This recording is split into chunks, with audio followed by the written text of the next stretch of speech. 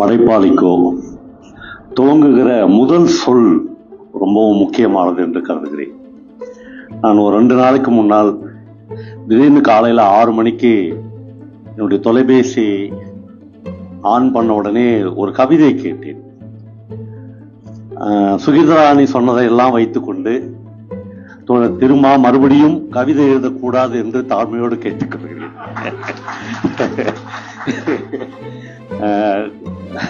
அதிகாலையில் ஒரு கவிதை கேட்டேன். கடவுளே என்று பெரும் குரல் எடுத்து கத்தினேன். கடவுளே என்று பெரும் குரல் எடுத்து கத்தினேன். அவருக்கு கேட்காமலா போயிருக்கும், பழகிய குரல் தானே என்று பேசாமல் போயிருப்பார் என்று அந்த கவிதை முடிந்தது. ஒரு கவிதை சொல்லாமல் விட்டு செல்லுகிற செய்திதான் ரொம்ப முக்கியமானது. அது எழுத்தாளர்களும் கவிஞர்களும் அன்டோல்டு ஏரியா என்று சொல்வார்கள். இந்த வார்த்தை சில விஷயங்களை மட்டும்தான் உங்களுக்கு சொல்லும். நான் இந்த வார்த்தைக்கு பின்னால் ஒரு பெரிய உலகத்தை, ஒரு பெரிய காட்சி அமைப்பை உங்களுக்கு அது உருவாக்கி தரும்.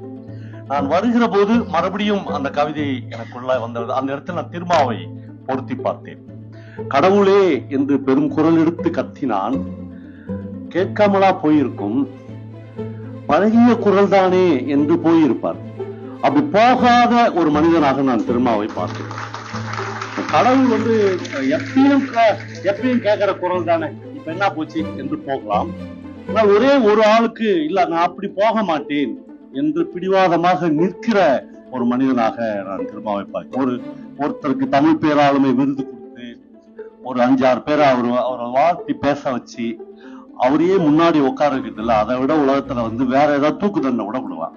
அது ரொம்ப கூச்சமாக இருக்கும். அது ஒரு அரசியல் தலைவருக்கோ ஒரு படைப்பாளிக்கோ அவர் இல்லாமல் அவரை பற்றி பேசுவது, எழுதுவது, அவரை வரைவது, இதுதான் ஒரு இலக்கியத்தினுடைய மிக முக்கியமான நோக்கம். எனக்கு தெரியும் அவர் உள்ளுக்குள்ள என்னடா நம்மளை உட்கார வச்சுன்னு இப்படி நம்மளை புகழறாங்களே என்று இருக்கும். ஒரு உண்மையான தலைவருக்கு பல பேர் இருக்காங்க, அதுக்காகவே வாழ்ந்து அப்படிலாம் நம்ம அந்த இடத்துக்கு போகல. ஆனா 2 இடத்தில் நான் இன்றைக்கு என்னுடைய டிராவல்ல மட்டும் திருமாவை வருகிற போது, இந்த ஜெமினி மேம்பாலத்தில் என்னுடைய கார் கடந்து வருகிற போது திடீர்னு எனக்கு எப்போதும் பிடித்த ஒரு கவிதை ஞாபகம் வந்தது. நண்பர்களே, இலக்கியம் எது என்றால், கவிதை எது என்றால், இப்போது நான் திருமாவை பார்க்கிறேன்.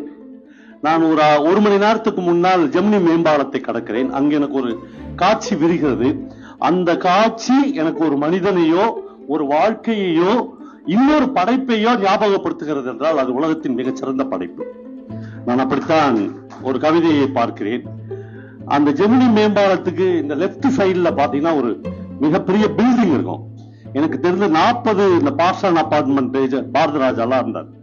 ஆமா, அதுக்கு முன்னாடி ஒரு 40 வருடங்களாக முடிக்கப்படாத ஒரு மிகப்பெரிய பில்டிங், ஒரு கைவிடப்பட்ட பில்டிங் இருந்து கொண்டே இருக்கும். ஒருவேளை அந்த பில்டிங்கை பார்த்து இந்த கவிஞன் இந்த கவிதையை எழுதியிருக்க மாட்டான்.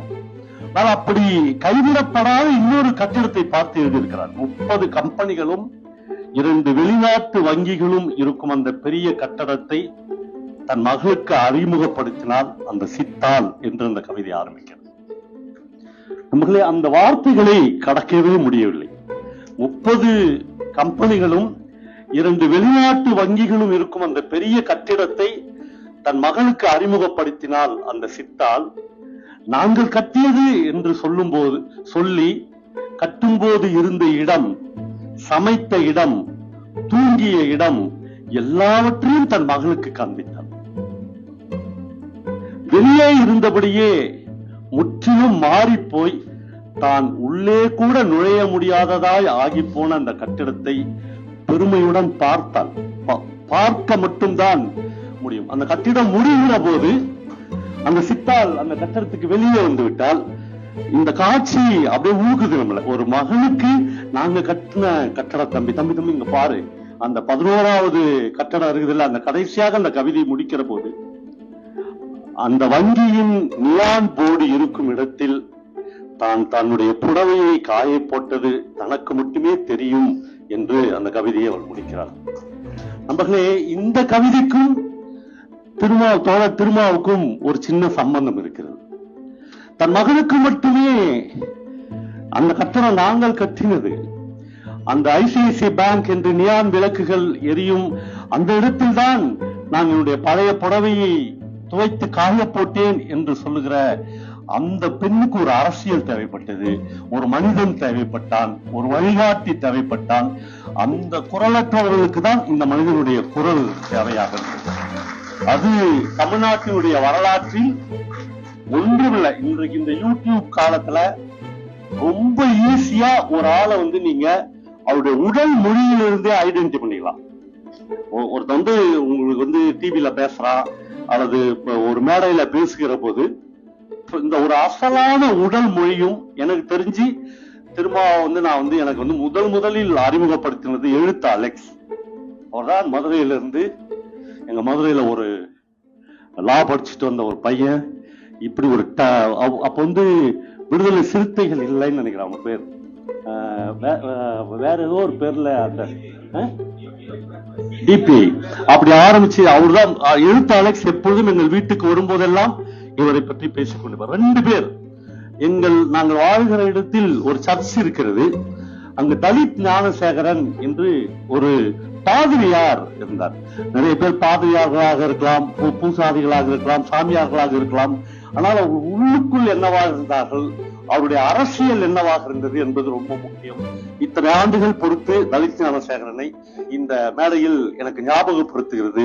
திருமாவை அவர் திரும்ப திரும்ப சொல்லிக் இத்தனைக்கும் இவருக்கும் அவருக்கும் பெரிய ரைவல். 2 பேரும் ஒரே மக்களுக்காக வெவ்வேறு தளத்தில் போராடிகளாக இருந்தார்கள்.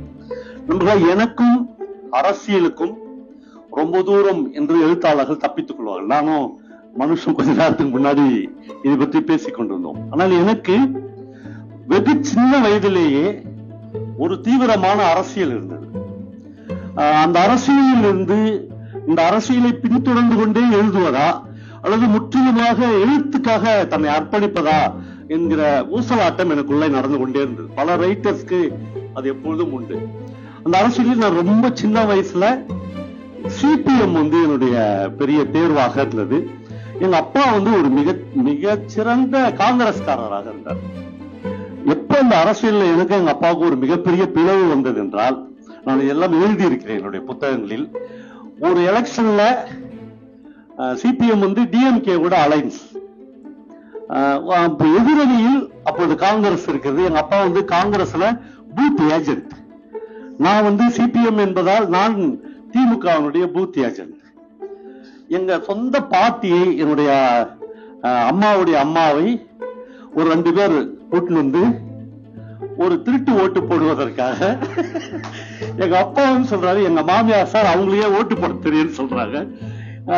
அந்த எலெக்ஷன் ஆபீசர் எங்க அந்த பாட்டி கிட்ட கேக்குறாங்க, எங்க பாட்டி கிட்ட கேக்குறாங்க, பாட்டிமா அவனுக்கு கண்ணு தெரியுமா, நீயே ஓட்டு போடுற? தெரியாது சாமின்ட்டாங்க. 40 வருஷம் கண்ணு போயிட்டாங்க. இவங்க கூட்டிட்டு போய் உதவி செய்ய ஓட்டு போட்டு போயிட்டாங்க. எங்க அப்பா அதோட காங்கிரஸ் இயக்கத்தை வத்துட்டார். போங்கடாடே, என் சொந்த வீட்லயே திருட்டு ஓட்டு போட்டீங்க, நான் இந்த அரசியலே இருக்க மாட்டேன் அப்படின்னு ஒரு பிரேக் ஆகி போயிட்டார். இந்த மாதிரியான ஒரு குழப்பமான சூழல் எனக்கு இருந்தது. ஆனால் அரசியல் அரசியலற்ற, அரசியல் நீக்கமற்ற ஒரு இலக்கியம் என்றைக்குமே நிற்காது என்பதைத்தான் இன்றைக்கு வரலாறு உணர்த்தி கொண்டே இருக்கிறது.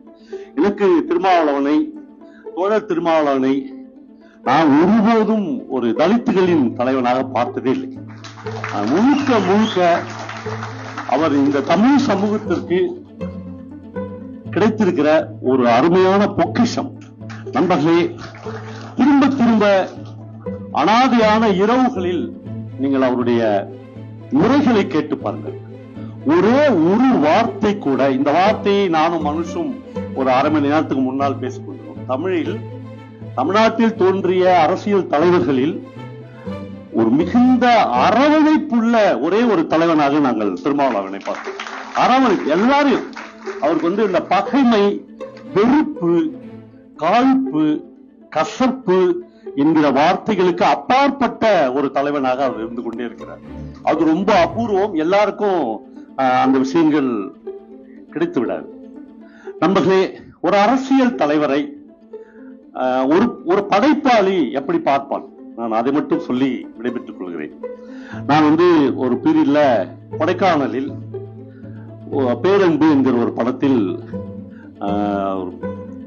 மம்முட்டியோடு நடித்துக் கொண்டிருந்தேன். திடீர்னு அன்னைக்கு காலையில ஷூட்டிங் கேன்சல்.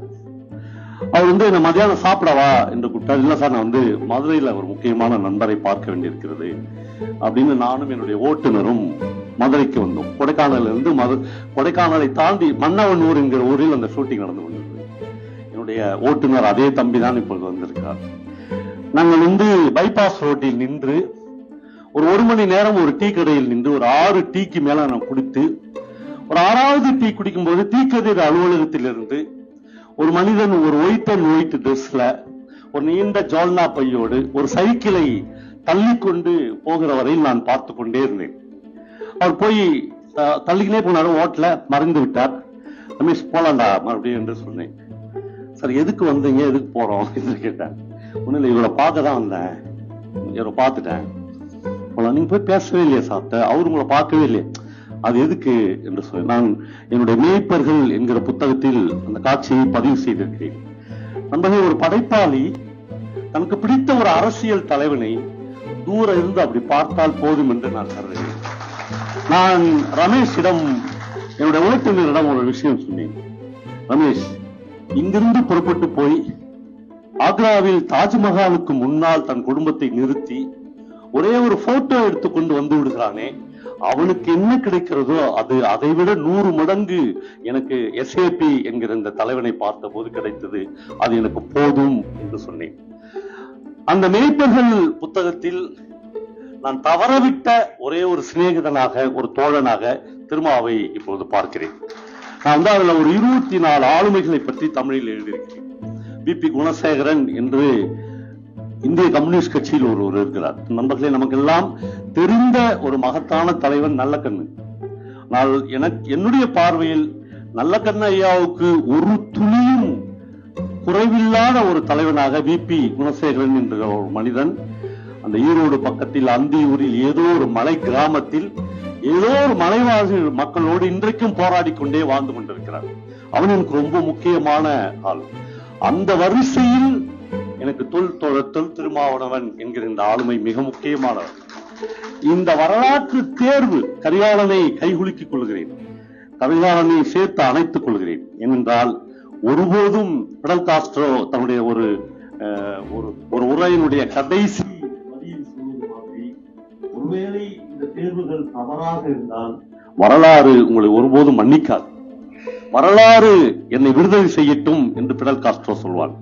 அந்த மாதிரி இத்தனை பெரிய ஒரு தமிழ்நாட்டில் இத்தனை ஆளுமைகள் இருக்கிற ஒரு இடத்தில், அல்லது இத்தனை பேராளுமைகள் இருக்கிற இடத்தில், இத்தனை நான் தான் பேராளுமை என்று தன்னைத்தானே தினந்தோறும் சொல்லிக் கொள்ளுகிற ஒரு அசிங்கமான அரசியல் உள்ள ஒரு இடத்தில் நீங்கள் தேடி ஒரு வைரத்தை கண்டுபிடித்திருக்கிறீர்கள்.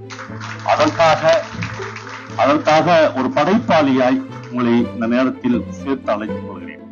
அநேகமாக நான் சொல்ல வந்த எல்லாவற்றையும் சொல்லிவிட்டேன். ஒரே ஒரு வார்த்தை சொல்கிறேன். திருமா மறுபடியும் ஒருபோதும் கவிதை எழுதக்கூடாது, சுகிரரான் எல்லாம் அப்படிதான் சொல்லுவாங்க என்று சொன்னேன். அது ஒரு தனி மனநிலை. ஆனால் எல்லா பேர் ஆளுமைகளும் என்ட்ரி கார்டு கவிதைகள் தான். நான் கூட அப்படிதான் முதல் இலக்கியத்திற்குள்ளாக வந்தேன். நான் சமீபத்தில் லண்டன் போயிருந்த போது ஆசா MP என்ன லண்டன்ல கூப்பிட்டு இருக்கார். காலையில ஒரு பிரேக்பாஸ்ட் கொடுத்தாரு. அவரு சொன்னாரு, சார் நான் BSc படிச்சுன்னு இருந்தேன் எங்க ஊர்ல, முதலில் நான் ஒரு கவிதை தொகுப்பு போட்டேன் அப்படின்னாரு. அந்த கவிதை தொகுப்பு எங்க சார்னு கேட்டேன். அதோட அதை மறந்துச்சு. டக்கு நான் மேல வந்துட்டேன். ஏன் அதை சொல்லுகிறேன் என்றால், கவிதை என்பது அது அண்ணன் திருமாதான் எழுத வேண்டும் என்று ஒன்றுமே இல்லை. அங்க ஒருத்தன் உட்காந்துறான் பாருங்க, அவன் இந்த தமிழ் நிலத்தினுடைய மிக மகத்தான கவிஞன். அதை மட்டும் சொல்லி நான் சொல்றேன். எந்த இன்ட்ரோடக்ஷனோ முகதாட்சியமும் எனக்கு தேவையில்லை. இந்த தீபாவளி அன்றைக்கு ஒரு கான்பரன்ஸ் காலில் 3 பேர் மனுஷேபுத்திரனிடம் காலை 6 மணியில் நாங்கள் பேசுவோம். ஒன்றுமில்லை, மனுஷேபுத்திரன் தீபாவளி அன்றைக்கு ஒரு கவிதை எழுதியிருந்தார். அதனுடைய 2 வரிகளை சொல்கிறேன். பண்டிகைக்காக பல லட்சம் மக்கள் பேருந்து நிலையத்தில் காத்திருக்காங்க. அதான் ஒரு போயிட்டுக்கான இடம். திமுகவில் இருக்கிறாரு மனுஷேபுத்திரன், தினந்தோறும் டிவியில போய் டிபேட் பண்றாரு, ஒரு மூன்றாந்தர ஆட்கள் கூட உட்கார்ந்து பேசுறாரு. ஆனால் அவனுடைய கவிதை மனதை எப்படி காப்பாற்றி வைத்திருக்கிறான் என்பதற்கான ஒரு கவிதையை நான் சொல்ல விரும்புகிறேன். லட்சக்கணக்கான மக்கள் பேருந்து நிலையத்தில் தன்னுடைய சொந்த ஊருக்கு போகிறார்கள். மனுஷபுத்திரன் அந்த கவிதையில் எழுதுகிறான், ஏன் இவ்வளவு லட்சம் பேர் ஒரே நாளில் சொந்த ஊருக்கு போகிறார்கள்?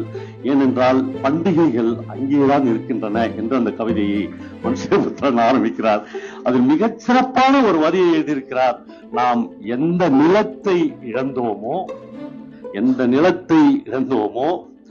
எந்த முகங்களை மறந்தோமோ அங்குதான் பண்டிகைகள் இருக்கின்றன என்று ஒரு வரியை எழுதியிருக்கிறார். அந்த கவிதையுடைய கடைசி வரி இன்னும் அபூர்வமானது. அது ஒரு மாஸ்டர் கவிஞனால் மட்டும்தான் எழுத முடியும். கடைசி வரியில் மனுஷபுத்திரன் எழுதுகிறார், என் ரயில் இன்னமும் என் பண்டிகையை நோக்கி போய்கொண்டே இருக்கிறது. என் பண்டிகைகள் எல்லாம் என் பால்யத்தில் இருக்கின்றன. பண்டிகைகள் ஊர்ல இல்ல, மனுஷபுத்திரனுடைய பண்டிகைகள், என் பண்டிகைகள் எல்லாம் என் பால்யத்தில் இருக்கின்றன. அதுவரை இந்த ரயில் போய் சேருமா என்று தெரியவில்லை என்று அந்த கவிதையை முடிக்கிறார். கவிதைகள் அவ்வளவு நுட்பமாக எண்ணக்கூடியவை. எழுத்தாளனை, கவிஞனை, அறிவுமதி மாதிரி எங்களுடைய முன்னத்தி ஏரை எல்லாம் இந்த மேடையில் ஒரு சினிமாக்காரன் கூட இல்லை, இந்த மேடையில் ஒரு பொலிட்டிஷியன் கூட இல்லை. முழுக்க படைப்பாளிகளை அழைத்து ஒரு அரசியல் தலைவனை வாழ்த்துங்கள் என்று சொல்ல கலிகாலனுக்கு ஒரு சல்யூட். நன்றி.